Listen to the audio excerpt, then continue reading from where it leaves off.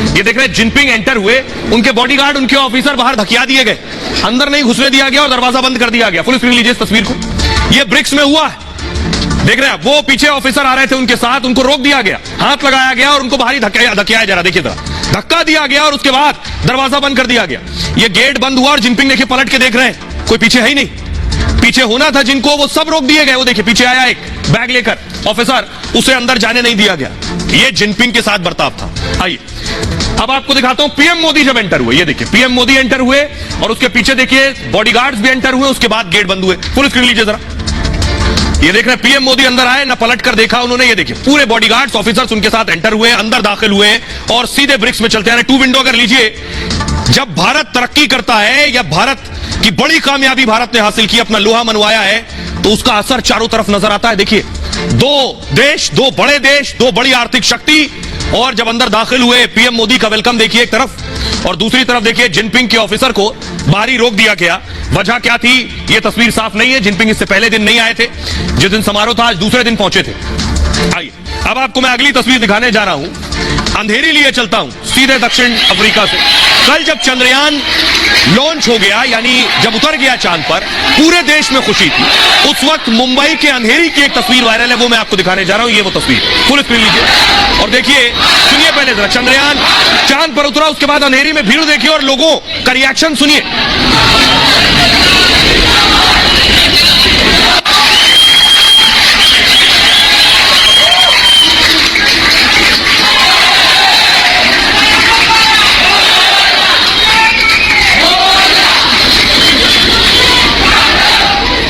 तो आप देख रहे हैं देश के लोगों को, बच्चे बच्चे को पता है क्या हुआ, लेकिन आप ताज्जुब करेंगे, हमारे देश के बहुत से सियासतदान हैं, उनसे चंद्रयान पर जब पूछा गया तो कोई कह रहा है चांद पर यात्री गए हैं, कोई कह रहा है यात्री चले गए हैं वापस आने वाला है, कोई कह रहे हैं कि उन्हें पता ही नहीं है, पड़ोसी से पूछ रहे हैं गया क्या है। सुनिए जरा सबको। हम कामयाब हुए और सेफ लैंडिंग हुई, तो जो यात्री गए हमारे उनको सलाम करता हूं, और हमारा देश एक कदम और साइंस में, स्पेस रिसर्च के अंदर आगे बढ़ा। चंद्रयान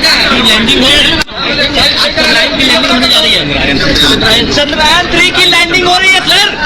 अब आपको दिखाता हूं, अब आपके लिए बड़ी चीज ये है कि आखिर चांद पर जो रोवर है वो कहां पहुंचा। ये तस्वीर आप देख रहे हैं, ये रोवर की तस्वीर मैं आपको दिखा रहा हूं। ये रोवर निकला है चंद्रयान से और ये रोवर चांद पर चल रहा है कुछ इस तरह से। अगली तस्वीर दिखाई जरा, ये जो तस्वीर है ये लेटेस्ट तस्वीर बताई जा रही है जो भेजी गई है चंद्रयान के जरिए, चांद के जरिए।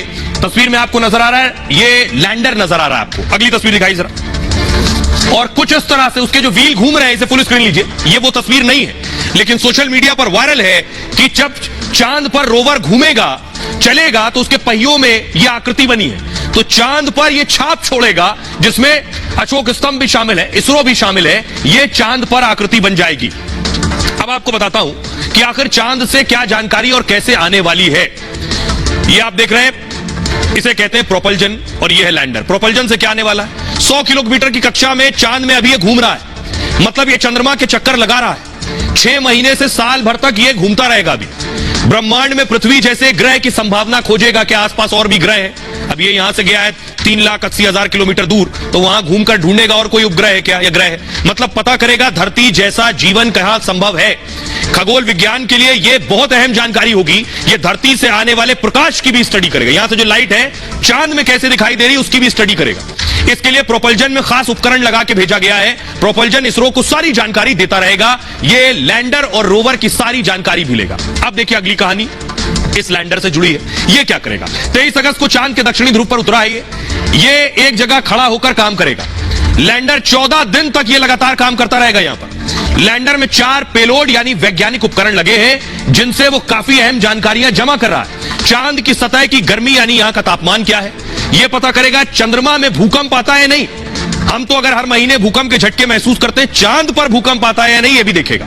धरती के टेक्टोनिक प्लेट जैसी चांद में कितनी है, चांद में यह देखेगा, और कितनी परतें चंद्रमा की सतह पर। यह प्लाज्मा घनत्व की जांच करेगा। प्लाज्मा ठोस, तरल और गैस के बाद चौथी स्थिति है, और बेहद गर्म पदार्थ से निकली आयनाइज्ड गैस भी इसे कहते हैं। यह गैस अंधेरे में नाचते प्रकाश जैसी दिखाई देती है। प्लाज्मा से इंसानों उपकरणों को कोई खास खतरा तो नहीं है, वहां इंसान के रहने यानी बस्तियां बस पाएंगी या नहीं, अब यह ढूंढा जाएगा। भविष्य में इंसान चांद का बेस बना सकता है या नहीं, यह भी पता किया जाएगा। अब यह निकल आया रोवर। यह क्या करेगा? चांद की सतह पर यह घूमता रहेगा, टहलता रहेगा। रोवर ने अभी 1 दिन काम किया है, इसी तरह 13 दिन तक और काम करेगा ये। इस दौरान चांद पर करीब आधा किलोमीटर चल भी लेगा ये। इसमें 2 बेहद खास उपकरण लगे हुए हैं। यह चांद पर मिनरल्स यानी खनिज पता करेगा, चांद की सतह पर रसायनों का भी अध्ययन करेगा, यह चांद की मिट्टी और चट्टानों को भी स्टडी करेगा, यह चांद की सतह की मिट्टी जमा करेगा, मिट्टी के परीक्षण से चंद्रयान की उम्र पता करेगा। चांद की कितनी उम्र है यह उसकी मिट्टी से पता करेगा। यह भी पता चलेगा कि समय के साथ चांद में क्या बदलाव हुआ है। पृथ्वी और पूरे सौर मंडल के जन्म का राज भी खुल सकता है इसके जरिए। अब सुनिए जरा, इसरो के वो साइंटिस्ट जो इस मिशन में शामिल थे वो क्या कह रहे हैं। ब्रह्मांड में अगर आने वाले दिनों में कभी ऐसी चुनौती होगी तो वो केवल इसरो स्वीकार करेगा, और उसकी वजह यह है ये यंग टीम हर चैलेंज लेने के लिए तैयार है। हम जुपिटर, वीनस सब का जीतेंगे। दिल की धड़कनें रुक जाती हैं लेकिन हमें प्रसन्नता है कि हमारा देश दुनिया में पहला देश है जो कि दक्षिणी ध्रुव पे चांद के उतरा है, और हमें बहुत खुशी है। जितनी भी मेहनत है, हमारी मेहनत रंग लाई है और हम बहुत खुश हैं। आज इस मुकाम पे हम खड़े हैं तो बहुत ज्यादा खुशी हो रही है, बहुत ही गर्व की बात है हमारे सबके लिए। ये तो बहुत खुशी की बात है हमारी, जो इतना हमने मेहनत किया था उसका फल मिल गया है। हमका मेहनत भी नहीं है, हमारे फैमिलीज का मेहनत भी है इसमें, इसके पीछे भी। सो ये सालों का मेहनत है, अच्छा रिजल्ट आ गया, हम बहुत एक्साइटेड हैं। अब सोचिए जरा, आपको एक तस्वीर दिखाने जा रहा हूं, उसके बाद आपको डिटेल में बताऊंगा। आप सोच रहे होंगे इतनी होड़ क्यों मची है, रूस भी जाना चाहता था, क्या वजह है? ये देख रहे हैं चांद की तस्वीर आप देख रहे हैं, ये पृथ्वी की तस्वीर देख रहे हैं। अब जरा सोचिए, हर कोई चांद पर क्यों जाना चाहता है? ऐसी कौन सा तिलिस्म, ऐसी कौन सी चीज है चांद पर जो सबको जाना है? ऐसा क्या ढूंढ लेंगे, खोज लेंगे? ये बहुत इंपॉर्टेंट है और बहुत दिलचस्प भी है। चांद पर जाने और वहां खोज करने के पीछे बहुत खास वजह है। दावा यह है कि कई देश चांद पर अपना एक तो अड्डा बनाना चाहते हैं, बेस बना ले, ताकि चांद के संसाधनों को इस्तेमाल कर सकें और अंतरिक्ष की तकनीक में और तेजी से आगे बढ़ जाएं। वैज्ञानिक ये मानते हैं कि चांद पर दुर्लभ पदार्थ मिल सकते हैं, यानी जो पदार्थ कहीं और नहीं है। चांद की सतह पर पानी होने की मजबूत संभावना है, खासकर दक्षिणी ध्रुव पर जहां चंद्रयान 3 उतर चुका है। इस पानी को हाइड्रोजन और ऑक्सीजन में तोड़ा जा सकता है। अगर आपने केमिस्ट्री पढ़ी है तो पानी का फॉर्मूला H2O यानी हाइड्रोजन और ऑक्सीजन दोनों है उसमें, और इससे रॉकेट का काफी ईंधन बनाया जा सकता है। यह है वजह कि रॉकेट का ईंधन बन सकता है, मतलब चांद का पानी स्पेस कार्यक्रम में कारगर हो सकता है। इसलिए दुनिया के बड़े देश चांद पर पानी खोज रहे हैं। चांद पर पानी के साथ दुर्लभ खनिजों का भंडार भी है। खनिज क्या? सोना, प्लैटिनम, ये सारी कीमती वस्तुएं, धातुएं हैं। यूरेनियम जैसे रेडियो एक्टिव पदार्थ की भी संभावना है चांद पर। इसके अलावा हीलियम गैस भी पाए जाने का दावा है। यह खनिज और गैस का जिस भी देश तक पहुंच जाएगा वो देश के वारे न्यारे हो जाएंगे। उसे अपनी ऊर्जा को बढ़ाने में बहुत मदद मिलेगी, मतलब सामरिक रूप से भी उसकी ताकत और बढ़ेगी। मंगल जैसे दूसरे ग्रहों के लिए यह बहुत अहम ठिकाना है। सोचिए कैसे?